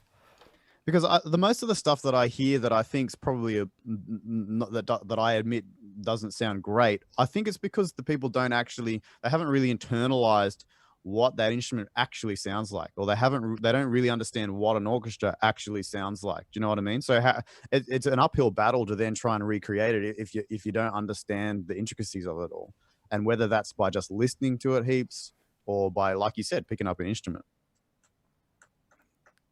So one tip on the side there. Question for Christopher. I just see here, since you have a piano background, how much do you care about the keybed of MIDI controller, and which one do you use? Yeah, for me, the feeling is actually quite a lot to do with how I end up performing it in real time, I think. Because the best way to perform natural lines, I think, is to play with one hand and then use the mod wheel for the other. But in general, I like a heavier feel, and the one I use is Arturia's Keylab 88. So it's on the pricier side. It's like $1,000 or something. But it comes in black and white. It has all the knobs and stuff you pretty much need, and it feels great. It's a little on the heavy side as well. So if you're looking for something that's maybe a little bit lighter, maybe Checo Completes or something. I'm not sure of that many options, to be honest. Daniel wants to say something, but I'm just, from my experience, I'm 12 years old. It's just the knob comment just made me laugh. Oh, okay. All the knobs you could need. It just caught me off. Sorry. Yeah. I didn't mean to My laugh. apologies. I'm sorry to distract you. I'm literally a child. I'm sorry. No. Talking about live instrument, there was a question in the chat. Who of us has worked with live orchestra yet? Oh, Chris. I know. Well, he's sorry. the baby, as he said. So. But that's like we were shaming him. Yeah, exactly. You pleb. What a setup. Chris, What a setup. Yeah. No, it's actually definitely a goal. Especially at the end of this year.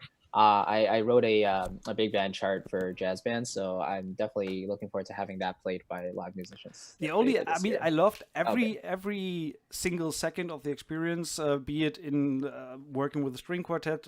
If someone is somewhere playing your music that you kind of thought in that strange brain of yours, nothing else and like someone it. else is performing it, it's the greatest thing ever. The only thing that I regret about having the experience of working with live musicians is going back afterwards and work in the box. You're spoiled, again.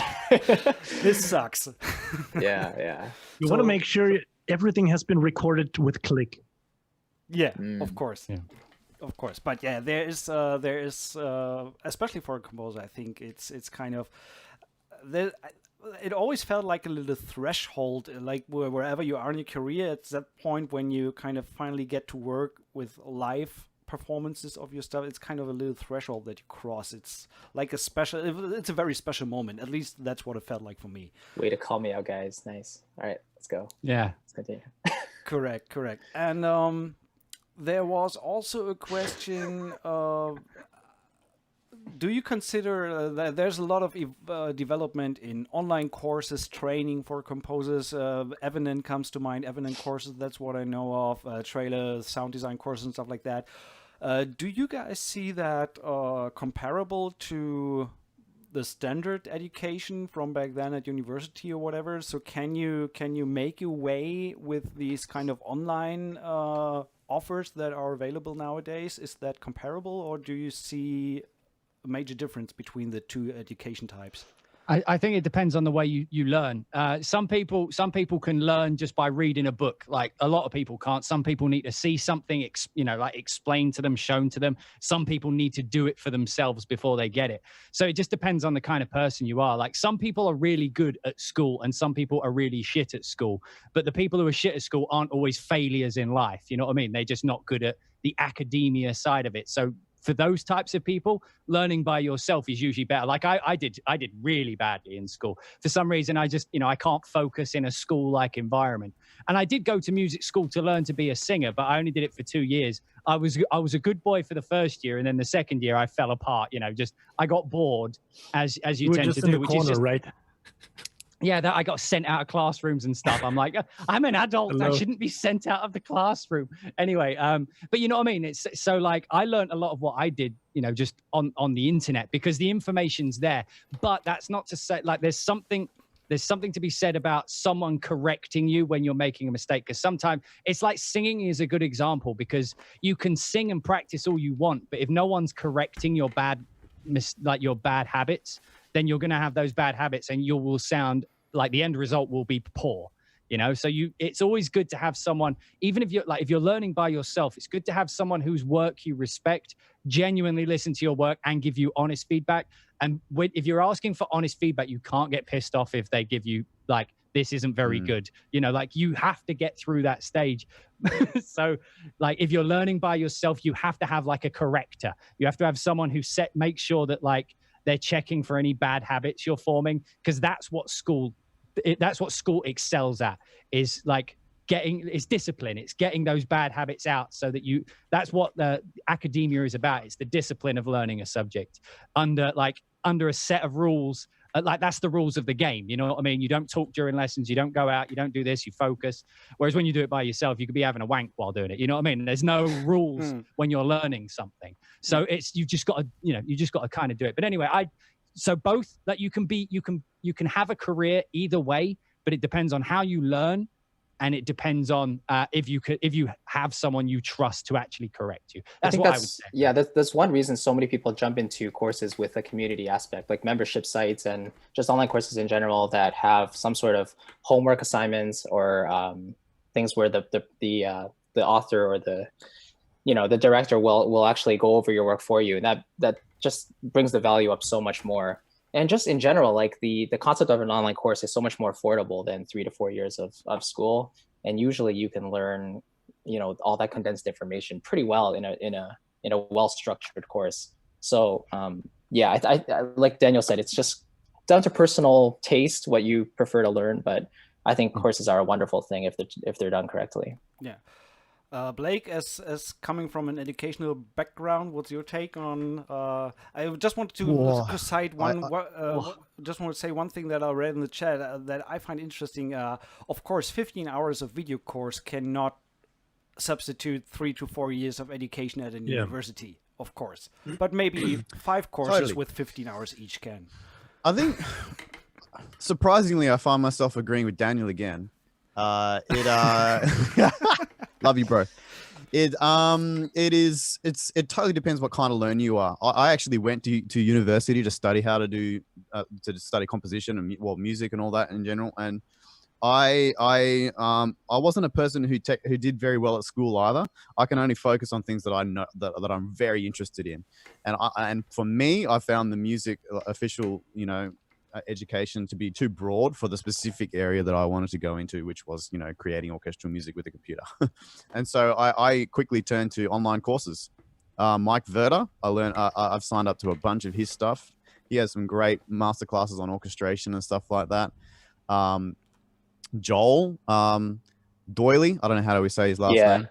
He just put out an awesome. I think it's French. Joel Doyley. I'm not sure. Yeah, there we go. Yeah, I'm not sure, but he's got a really good mixing course that is as well that I learned heaps from. There is, like, if you are the kind of person that's motivated enough, you can learn everything that you want from the internet easily, and you can self-direct your own learning. And I don't really think that you're at a disadvantage anymore by not having a piece of paper that says you can do the job.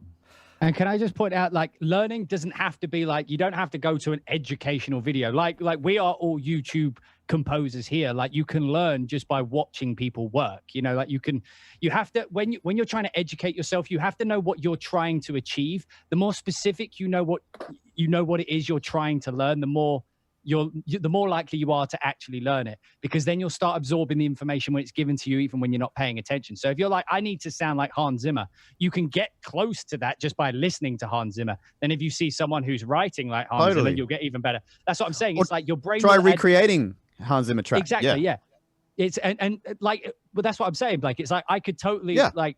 I swear I saw a video of your How to Train Your Dragon thing. Maybe I did. I've forgotten what I put up there. But like, just looking at it, I looked at it. I just watched one playthrough, and I was like, fuck yeah, like that makes so much sense. You know what I mean? And I learned something just by seeing stuff that, like, it's just like those stupid things that you should have known. Like you see like a little technique, and you're like, why haven't I been doing that? Yeah, it's like, so like that is I get heaps of light bulb moments from that. It's like, oh, so Powell's doing that with the trombones, and he's doing power chords with this voicing, and it always works. And so I'm going to use that too. Yeah. Exactly. Like, it doesn't always have to be a technique. Sorry, it doesn't always have to be a technique either. It's like learning the little tricks that make you faster, because there's something that needs to be said. Being a composer, speed is an actual genuine thing you need a lot of the time. And so when you're watching people, don't just watch for the music thing. Watch how they're loading things quicker than you load them, and be like, wait, how did you do that? Yeah, And watch so that how you they can- use shortcuts, keyboard shortcuts and Yes, stuff like that. that's important education as well. That's as important as the music sometimes, Absolutely because true, sometimes you're only absolutely given a true. week to write an hour, you know? So Yeah, you know, right. And actually ready. talking about, I'm with Blake on that. Joel Dollier, I think that's the way to pronounce his last name. He just wrote in the chat. Absolutely recommended course. And that brings me to a question that I was asked before the stream. Being a composer nowadays obviously involves more than just writing some black dots on a piece of paper and then hand it out to your team. But it involves, obviously laying down the MIDI and then mixing, and a lot of times, especially in the field of production music, mastering as well. So how do you guys feel about the fact doing that all in one Love it. person, or So do much you fun. do you prefer to have you worked with mixing engineers before? Have you handed out to have your stuff mixed by someone else? What's To your be honest- experience, and what do you like about it, or what do you don't like about it? to be honest, Dirk, if I could have my way, I would roll out of the bed in the morning and just shout music, and then like a team would go away and they would just form it together. You're not far off from that, Danielle. Just trust me. Feed me, no, like It's coming. if I had my way. But I do enjoy the fact. So I came from, I imagine some of you guys did as well, came from more of like a song background. Like I was in a band kind of thing, you know, so it was all Same. about learning the techniques and stuff anyway. So, you know, sorry, go on, someone else have a go. Hey, Yeah. so I think a big part of my, the reason why I'm able to do what I do now is not necessarily because I write good music, but it's because But it I helps. nerded out with how to use virtual instruments. Do you know what I mean? I actually got my first job, I think, and I hadn't really written music before, but I'd done a lot of mock-ups. Do you know what I mean? So I think that I think these days you kind of need to be able to, if you can't produce something that sounds amazing, you need to pay someone who can. Otherwise, you're at risk of not really getting any work. Yeah, that's true. Yeah, I agree. Like I came from like a sound design background as well, you know, like doing the rock stuff. So it kind of contributes, you know, towards those future goals, you know. Alex, what about you? You like the Yeah, I have mixing to side of agree. things, or Sorry? you like the mixing side of things, or would you rather have someone else do it, or what's your take on it? Well, I'm always happy, you know, when there's a live session going on, when some game track or something will be recorded with a live session, I would always happy to go, you know, call my orchestrator and say, I sent you the MIDI files, you know, because I don't want to waste any time with it.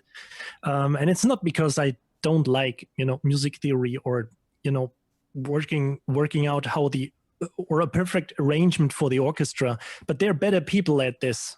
And the same goes for mixing and mastering. If there is somebody saying, hey, deliver that trailer album, but just, you know, make it stems and we will take care of the rest, we will mix it and master it, I would say, I'm happy, just do it, because there are pros sitting there and doing it.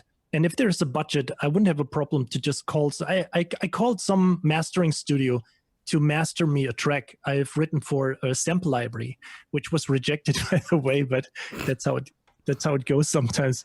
But I find it, nevertheless, very vital to just, as you said before, you know, grabbing like a violin or a cello and just see how it works. You definitely have to get a feeling for mixing, mastering, and all these things which are involved. And beyond that, you have to get into marketing too, you know, nowadays.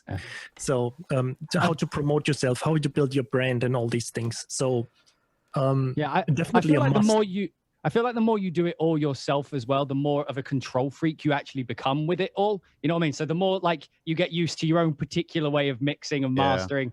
And then when you have to hand it off and they're like, can you just render that like 6 dB lower? And you're like, how about you go fuck yourself? Like, you know, like that's how you feel. Obviously you don't say that, but it's like you get very particular about it. Don't. It's always the thing as well when they're like, oh, this will be good when it's mixed. And I'll be like, what did you say? What do you mean? Like, and it's like you're fine. Especially when you like, spend 5 nights on getting the mix That's right. actually a really good point. And I'm still I went through a big phase where what I thought sounded good actually probably didn't sound as good as what I thought it did. Do you know what I mean? Right. And part of that's another whole topic of ear training. And this leads to a question you asked a while back, which is what was something you would tell yourself, you know, 5 years ago? I would say train your damn ears. Do you know what I mean? Like, learn, you know, be able to identify frequencies like that. You know, because that helps so much. Learn to hear compression, you know, if you're someone who's wanting to actually make, you know, good sounding mixes, because what you think sounds good doesn't always sound good to the rest of the world. Yeah, funny enough that you mentioned that. What I found for myself is that over time, getting a deeper understanding of, like you mentioned, frequencies and how especially certain instrument ranges interact, help me to also orchestrate better and write better, because I know I can't slam the double basses and the trombones and the low woodwinds, everything in the same place, because it's just a big pile up of low end shit. So understanding more of the mixing side of things helped me to actually get better before the actual mixing happens and make it sound good already. Like orchestration is literally old school mixing. Yeah, do you know what I mean? Exactly. Like, Exactly. and as I learn more about mixing, I see, oh, John Williams does this thing with his brass, and then later on, I understand why, because the way the frequencies work together makes so much more sense from a mixing perspective. You know, it's literally just all mixing. Like, it's like putting high string, high piccolo all together. You know, like an super shrill. It's like, you don't do that because, so I'm going to EQ it and then put that down on a clarinet. I'm going to put that down there. That's a really good way of looking at it. I've never heard it put that way. Well done. Well done, you genius. There you go. There you go. I like it. Thank Make you a so much. t-shirt. I'll buy it. I'll wear it. I would also just let the chat know that we're nearing the last round of questions. So if you have anything that you feel is not answered yet, now's the time to post about it, because we are closing soon, closing shop in right around 10 to 15 minutes. Yeah, we just started. I mean, giving for Daniel, that was just the introduction. So the actual talk is now happening for the next 5 hours. To be honest, I feel like I'm just settling in, Dirk. I'm like, right, go. No, but I appreciate all the insight we have so far. Then? No, I'm joking. Carry on. The stream has been disappointing. I don't see a single roundtable. I bet that guy came from your stream, Daniel. I know that guy. Don't listen to him. He's an Australian. I actually love the other one. This is so great. 4 composers and Christopher. Oh, that is cruel. It's true. Nah, don't listen. Don't listen to the trolls, Chris. Don't listen to the trolls. Trolls. Yeah, we will not. Mr. Foreman. One question I mean, it's fucking funny, but that was unnecessary and cruel. No. I could have substituted with my name. Composer. The cool thing is that we know that is not true, so that's the great thing about it. Anyway, one question was, so mean. What's your 10-year goal / dreams? Where do you see yourself? What do you want to have accomplished in 10 years' time? Chris? Who's that to? Playing Warzone on Twitch and make a living from it. Love it. I'm sorry. No. I love it. Yeah, that's great. You want to make a living from Twitch? Is that what you said? Alex. Oh, you mean me? Yeah, I just said, playing Warzone on Twitch and make a living from it. Oh, dude. That's the dream. Yeah, go for it. That's the dream right there. No, I'm just, someone serious. There's half truth to that. What is it? Many a true word has been said in jest. I reckon there's a degree of truth to that, a sliver of truth. I'm behind you. You'd do well at that. Definitely. I mean, I played games when I was 9 years old. I grew up with games. I'm a video game composer, and / trailer, license music, whatever, and some sort of arranger. Yeah, but, and you look like a military bloke. You literally look like you could tear me to pieces. Like if I said the wrong word, you would tear me apart with your bare hands. Like if you play Warzone games, it's the aesthetic. You've got it, You've got the look. Sorry, Chris, you were saying. We're being so rude to Chris. No. Chris, back in the game. Sorry. Where do you see yourself in 10 years? In 10 years, I would love to be affiliated with Disney in some way. I think that's my dream job, just to be either composer or arranger in Disney Studios. I honestly don't think that's 10 years away. Yeah. Okay, 20. Yeah. Sorry. No, rather less. Anyway, Blake, what about you? Well, 10 years, I often get asked what my long-term goal is, and I thought for a while there that it was, to be a movie composer or whatever. Do you know what I mean? Write for films. But and while I still love the idea of that, I don't think that my heart's set on any particular direction. I think that's because I'm finding a lot of satisfaction in what I'm doing now. All the other shorter forms of media, I'm really enjoying it, and honestly, I'm just holding on for the ride. I just want to be wherever. I just want to be surrounded by people that are better than me. Do you know what I mean? And that's what I'm finding myself in at the moment. I'm sending mixes to legendary mixes, you know, of world class that I know I've got to up my game every time, and I know where my weaknesses are, and they make sure to let me know. And you know what I mean? I'm getting constantly pushed, and that's I get high off getting better. So for me, that's great. That's cool. That's cool. I think that's very, very important to surround yourself with people that you know are more capable of stuff in certain areas than you are, because that forces you to push and to get yourself better. Yeah, in these totally. areas. Daniel, where do you see yourself in 10 years? Well, if I'm still alive, where do I see myself in 10 years?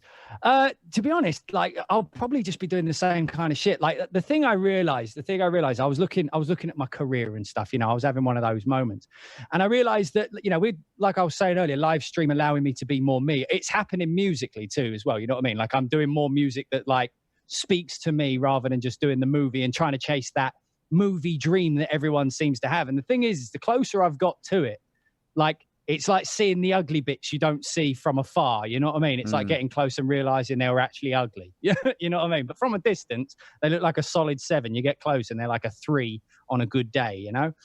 And so it's like, it's a tough industry. It's got a lot of things that you need to do, you know, and it's a lot of pressure and just a lot of kind of nasty people in it as well. You know, like a lot of, it's a sharky industry, the movie industry. It's just this. And like, I see some of these composers and like, you know, they're able to do like 15 movies in a year or something, you know, like a Hans or like a Lorne or something. And I just think, like, I think about the times I've done a feature film and how much that drained me as a human. You know what I mean? I'm thinking doing 15 in a year, that's just like, that's not a degree. Like to me, that's stop being success. Stop being the person who does 15 a year. If I can get 1 a year, I'm still a success in my book. I'm still doing a job that I've dreamt of doing. I'm still achieving. I'm still presenting. And every year I get to reinvent something brand new. And, you know, I don't need to do 15 different versions of the same thing to be considered more of a success. You know what I mean? So I think what I've decided that I want to do, and so over the next 10 years, I'm going to try and actually put into place, is to do more things that I want to do enough so that I can maintain the life I want, but then do like, not just take jobs because they're a Hollywood gig, or not just take a video game because it's a video game gig. I feel like that whole like composer thing of proving myself, I feel like I've done that now. Like I'm very fortunate, you know, like all the projects and things that I've done have put me at a point where I can go like, okay, I don't need to like kind of prove that I've done it. Like it kind of speaks for itself. So I want to kind of get more into my own thing. You know, like I feel like I just want to go down that and do something and live more of a life. You know, that to me is a more successful life. So just do enough to make, you know, to satisfy my own need for, you know, creativity and output, and then actually live the life and do the music and do the things I want to do. I'm privileged. I understand that because I'm in a position where I can say shit like that. Not everyone's that. Like, but in you know, if we're speaking specifically, I've been fortunate enough to be in a position where that's what I want to do with my next 10 years. Yeah. But yes. So for me, it's kind of sorry. What's someone? Sorry, I just wanted to. I mean, go ahead, but I just wanted to, you know, answer this question on a more serious note. So what I, you know. Oh no! You made in the games was not serious. Yes, but I just have to appear serious, you know, and make a better impression than just saying that games is everything. But basically, I have to totally agree with what Daniel says, and this was basically my short phrase. Like, I see myself in 10 years, like making a living on Twitch with playing, you know, Call of Duty Warzone. It's basically what he said, that there are so many composers out there, and they see being successful in the film industry, and then they slam out, or they are confronted with like composing music for like 5 to 10, you know, movies, and then they're so exhausted and strung out, and they just, you know, eat garbage and don't do sports, or they stop living, you know. And this is like, I honestly say I'm 45 right now, and I'm in the position of saying what I actually do is I love. Huh? No way. You look like 28. Look so young. He looks so young, doesn't he? I'm nearly half your age. Yeah. In 10 years, I want to look like Alex Pfeffer. I have like right now, you know. I'm Don't sort we of all? on my way there. Like I've got the beard, the hair's going a bit. Like I'm catching you up, Alex, mate. Yeah, definitely. You just have to lose a bit of more hair gonna up step here. my- I feel like tattoo you've game cornered there. the beard market. Like like I've started growing it, and people have drawn comparisons already. Someone was asking what beard oil you use, and I'm like, oh, I need to Yeah, get some cool. of that. I need to get some. So we have to Don't worry, I drive linked you up. here It's, into, you know, growing a beard, and Blake Yeah. too, and Christopher. No, it's not gonna happen. I can't do it, dude. I've been trying for years. Yeah. So for myself, 10 years, and I think this goes along with the next question or next topic that I have in mind that was asked in the chat. There was a question on if you can survive on personal music projects alone, and I want to quickly touch on the topic of diversification, diverse your income streams, have several irons in the fire, as we used to say in Germany. To answer the question specifically, I was asked about elements, if you can make money from that. No, you can't. Not in these times, unless you have 1 million plays on Spotify a day or something like that. I see myself in 10 years still making what I do, like not talking about going to work, but talking about going to have fun in the morning, because that's what I do now. I don't go to work. I go to have fun because I love what I'm doing, and I don't consider it work. Even it can be stressful at times, and it can be tight. It's still fun, and I still love it. And I actually have sometimes trouble to calm myself down for other stuff. So there's other stuff outside the work world. There's a family. There is sleep. And stuff like that. That's how you know you love it. It's how you know you're made for it. So this is something I don't want to see too much having changed in 10 years. I want to still do the same stuff and have fun with what I do, and I want to be in the lucky position to say I am able to make a living from that. So I still make enough dough to pay my bills with what I do. I would love to be in that position. Coming from that and then talking about that other stuff, do you live from personal projects? Or I think that it's absolutely crucial to branch out into as much different territories as possible as you physically can handle in terms of workload. That means for me, it's production music. It's every now and then working on a film score, on a game score. I mean, I'm not really hunting film scores, to be honest, because I'm more rooted in the production music world, and I love it. But if someone comes along, I don't mind working on it, and I love it. And I did 3 feature films, and I did a full game score and stuff like that, and it can be fun, for sure.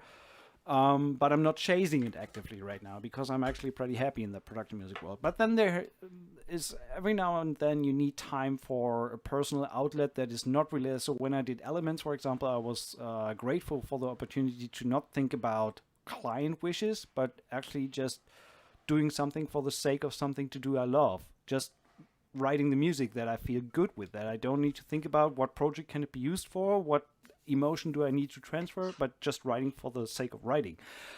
But this is nothing that necessarily pays the bills, you know. So this is rather a personal, like using the hobby aspect of what we do. So that's kind of the fun zone, and then you have the work zone, which still can be fun, of course. So what's your take on diversification of income streams, and what advice can you give up-and-coming composers to broaden? I think the same question that goes along. Sorry, I just want to add that. How long did it take you to go full-time? So the transition from doing it on the side to full-time, that's one of the most asked questions that I get. Maybe we can shed some light on that as well. Alex, your take? Yeah. Well, I think it took kind of like 5 years to go full time, but I was fortunate enough to start as a guitar teacher back then. So I had kind of like a little bit of income to pay the rent and stuff like this. And then I transitioned to game music. And then this, at the same time, it split into getting into license and trailer music.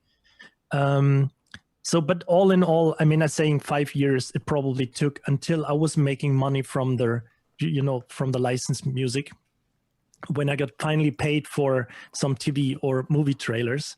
So I mean, it could get, you can get faster to that, maybe in like 6 months or a year, or maybe you have some savings aside and you can just, you transition into something which just works. But I think the most important thing today, with having in mind that video is the marketing, you know, how do you say, the medium number one, it's really important to build like this, you know, like having a Twitch account or streaming live to YouTube or having a YouTube channel. Because if you stay on that consistently on a range of like 10 to 20 years, besides working for projects, this definitely, what I mean jokingly in the past, will happen one day that you wake up and you have like 50,000 or 100,000 or 200,000 subscribers, and you fire up, you know, your light here, and you just, you know, hit the record screen and jump on a live, you know, session, writing a track. And you have like, when you have like, you know, imagine to that point when you have like 100, 200,000 followers, you get some subs, you get some donations, you mention like a library you worked on, then suddenly you sell something, then people watch your YouTube videos, you have like some affiliate links, and then people watch over and say, hey, what is that microphone that guy is using? And then I had this experience that somebody through my affiliate links went to Amazon and said, okay, I got that microphone, let's get like 1,400 pound iPad. And I got like 5% from that. And I mean, this is like this little money, but the thing is, what I'm trying to say, you don't force anyone to spend money on what you do. People totally by themselves, you know, if it's a donation on Twitch, if it's monetization money on YouTube, you don't force anyone. You will get that. If it's an affiliate link on Amazon, nobody has to pay you additional money. It's just a little, you know, a little percentage which is going to you, and people would probably more welcome to give you that split rather than to the distributor or the developer of the product. So I think coming back to the question, sorry, I drifted off a little, but combining all this to look out for work and building your channels will definitely lead. You know, we have this one door where you can look for opportunities to work. So like the typical Dyneck, do you need a composer? But there is also this other door where you can build everything you want yourself. And this is my favorite motto. You know, life is not about finding yourself. It's about creating yourself. And if you just sit there and you want to make content happen, if you want to bring a message across, then sooner or later, there is, you will find that target group out there. It just takes a long time to build this, you know? Yeah. Sorry for drifting off a little bit here. That's totally fine. I forgot that. Affiliate links are actually a great thing, especially in the YouTube world and being on YouTube and sharing your content. And like, if you do sample library reviews and people, for example, I have some affiliate links with sample library developers. So if I showcase the sample library and someone after my stream is inclined to head over there and buy it, and the developer offers me like a 5% or whatever, even 2%, whatever share of their sale that is generated through me sending someone their way, I don't see anything wrong with that. And actually, I appreciate that. And it just shows some appreciation for your work, so to say, or for if I send someone along to spend some money on them, I'm fine with that. And I don't think that there is an conflict of, someone mentioned to me that if that's a conflict of interest or something, so you're not unbiased in your review. The reason I've never done that. I've never done that just because, like, at the time when that was a thing, I was getting a lot of shit, you know, like particularly over like the Hans Zimmer strings thing, you know, back in that time when that kind of came around. And like, to me, it was just it wasn't worth people suggesting that I was saying shit because of money, you know what I mean? Or saying this because you get, like, you're only saying this is good because you're going to make money off the end. And so like with that kind of stuff, like, I mean, yes, there's money to be made there, but at the same time, it's like my whole thing is that, like, I just speak my mind, and it's hard to do that with that kind of thing hanging around. That's just a negative part of trying to be like, you know, the way I do things, which isn't the way to do things. Trust me. I think you would be honest. Yeah, I think you would be honest. I'm not saying that you're being dishonest. Don't get me wrong. I'm not saying you're being dishonest. No. I'm just saying that, like, it's just something I never have to deal with. It's just like a worry off of my back. Like, because people will, like, if you do that, even though I know for a fact that you two don't do that, you know, people will still say it. Yeah, and it's I still know. a thing that they'll try and say that, oh, his opinion isn't valid because, and I'm just like, you know what, I'm not going to give them that ammo. Like, I'll make me money some other way where they can't like attach it to something. Like, that's, you know, that's why, like, I do like the revenue streams with some library music that I've done years ago, just a little stream there, a little bit of YouTube stream, a little bit of Spotify stream. And it's funny, all these little tiny streams eventually add up to, like, you know, a month's rent or something, you know, and that's just from the stuff you did 5 years ago. So that's always a good way to make a bit of money. But like the little bits of money from like I'm still struggling with whether or not to, like, on Twitch have a subscribe button, you know what I mean? Because I don't want, I do the Twitch thing for fun, and by side thing, my YouTube thing's for fun. So I don't want people to, like, I don't want it to feel like a job, you know what I mean? Because if I don't want to have like a tier where I'm doing things for just these people who give me money, and again, I'm not saying that's wrong. It's just that, like, my own self-governance won't allow it. You know what I mean? It's like, it's just, I don't want to deal with the headaches of what people say when you do things like that. Again, and I know for a fact that you guys don't do that, but it doesn't stop people being assholes. I mean, Danny, you're not asking for it, but from what I can tell you, every now and then also get donations and something like that. I get donations, but that's different. Yeah, I know. I want to say that's different than the subscription or something, but you still, if someone wants to show you their support for you giving away knowledge or talking to people, so that's another route, and it. Yeah, I had a very the original question was how long did it take us to get into full-time music? Full-time, yeah. And how to make a living out of it. I think that's super important. There's probably a lot of people that want to talk about that, and I don't know if trying to rely on Twitch and YouTube income's really the way to go about it. And it can work for some, but for me, the only reason why I'm able to do music full-time now is because I found work somewhere else. Do you know what I mean? In another industry, and then chase my music passion on the side. I feel like if you're deciding to go into music, I feel like if you trying to make music work straight away is not really going to, it's not going to help you, because you're going to be forced to take any bit of job, any work you can get. You'll be forced to try and get donations or whatever. Do you know what I mean? Yeah. I was a full-time teacher teaching 8 and 9-year-olds how to do maths for 5 years. It took me 5 years. Every night I'd go home and do music to de-stress. Every weekend I would do music or whatever. And my teaching allowed me to then actually fund my music, do you know what I mean? And fund my passion. My YouTube channel became my outlet or whatever, and that's where most of my content actually came when I had the full-time job. Now that funnily enough, now that I'm a full-time composer, I don't actually have time to stream much anymore, or I'm not allowed to because of the content that I'm working on. But I really think that it's a smart idea to find stability somewhere else and let music happen naturally, so you can chase your passion. You can chase exactly what you want to do and not feel like you need to thrash music to try and survive. You can really focus in on what you want. That can also hinder the process if you're entirely reliant on music to survive. That's right. Yeah. And I got asked to be a music teacher, and I decided not to do it because I thought it would kill my love of music. Do you know what I mean? Like, so for me, it was always about how can I sustain myself while chasing my dream. And if I get to do my dream full time, then that's like the best thing ever, right? And I was lucky that it worked out that way for me so far. Who knows? You might find me teaching maths to 8 and 9-year-olds again in a few years' time. Well, if I can pick up on that, actually, I'm a full-time piano theory teacher now, and I started maybe 3-4 years ago. But it's because of this teaching full-time that I'm able to, like you said, purchase all the equipment you need and libraries and all that. But the path I'm taking is quite straightforward. It's like you guys have said, you can't really depend on Twitch and YouTube revenue unless you have like 1 million and 2 million followers that get regular, whatever every day. So another option to take is getting those viewers who are on your Twitch or YouTube videos and pulling them into a personal, like, closed system. For example, like an email list, like Alex has talked about many times. But important. Right, exactly, because then you can continue to provide value to those people. But eventually, if you want to create content that's more in depth and create some type of online course like we've been talking about, we can always pitch to those people, and those people are considered warm leads because they've already accepted something that we've created for free for them, right? So there's really no limit, and it's totally scalable, I should say, when it comes to that, as we continue to grow our list, because it's not dependent on other platforms like Facebook or YouTube or anything like that. Those things could disappear one day, but if we have our own group of people who we can talk to and pitch to, of course, then it's always pleasant too.